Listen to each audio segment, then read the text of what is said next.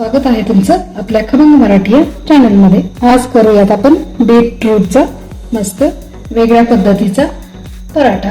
एक बीट असं साल काढून फोडींमध्ये कट करून घेतलंय। आता आपण ते कुकर मध्ये लावूया आणि 2 शिट्ट्या करून शिजवून घेऊ। आपण शिजवलेलं बीट मिक्सरच्या भांड्यात टाकले, त्यातच हे 3 हिरव्या मिरच्या, थोडीशी कोथिंबीर आणि हे आलं, लसूण आणि थोडंसं जिरे आणि थोडंसं ओवा। आता हे मिक्सरला पेस्ट करून घेऊया।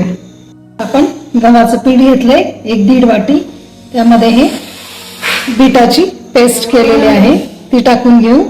त्यातच आपण थोडासा हिंग, हे आपल्याला लागेल एवढं मीठ, नंतर हे चाट मसाला, ही धने जिरे पूड। आता त्यामध्येच ही आपण पेस्ट टाकून घेऊ आणि पीठ छान आपल्याला अगदी लागेल एवढंच पाणी घालून आपण मस्त चपातीच्या कणकेसारखा गोळा तयार करून घेऊ। आपला पराठ्याचा गोळा छान मळून तयार झाला।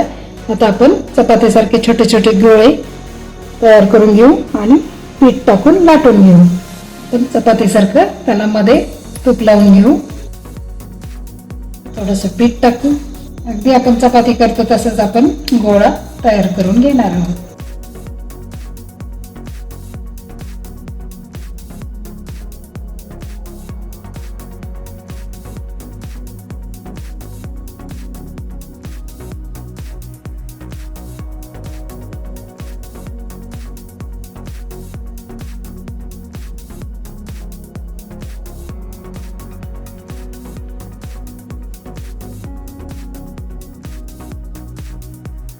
तयार आहेत आपले मस्त बीटरूटचे पराठे, त्यासोबत ग्रीन चिली सॉस।